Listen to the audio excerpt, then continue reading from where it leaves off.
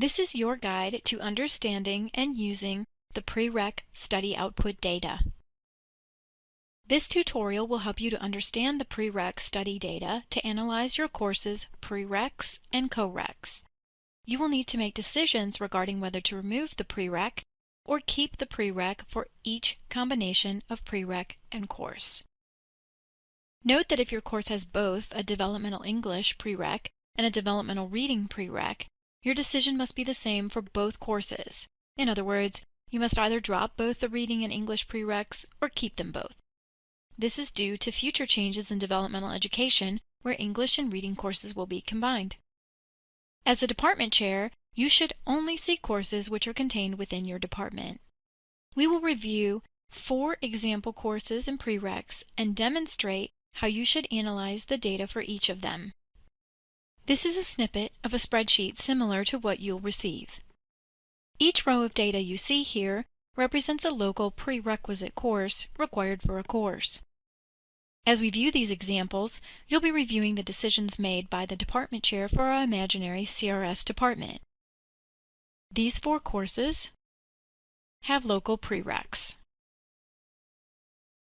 In our first example, row 1, the department chair, Beyonce, needed to make a decision on whether or not to keep the Pre-Req, PRE 090, for the CRS 220 course.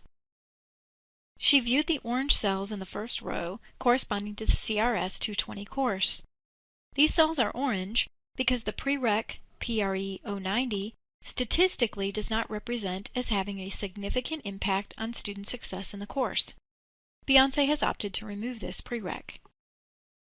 In our second example, Beyonce agreed with the data that the number representing the statistical difference was significant and chose to keep the Pre-Req in place.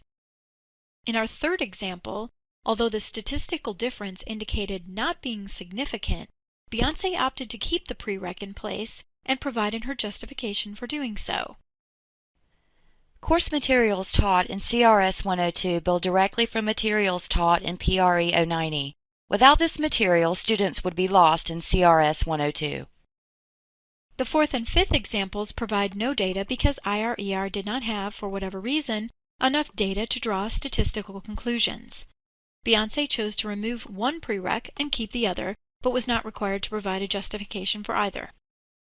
Make your decisions about each Pre-Req course combination by typing the word keep or remove in the decision column, and remember that if you decide to keep a Pre-Req that is highlighted orange, you must also provide justification for keeping that course. Once you've made a decision for each Pre-Req in your department, send the document back to Susan English by January 24, 2014. These recommendations will then be provided to Curriculum Committee and, if approved, will be implemented in the fall 2014 semester.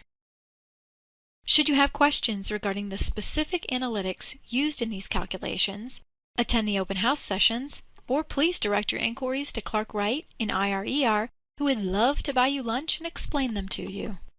So, to recap, review the courses that are highlighted in orange. The data suggests these Pre-Reqs should be removed.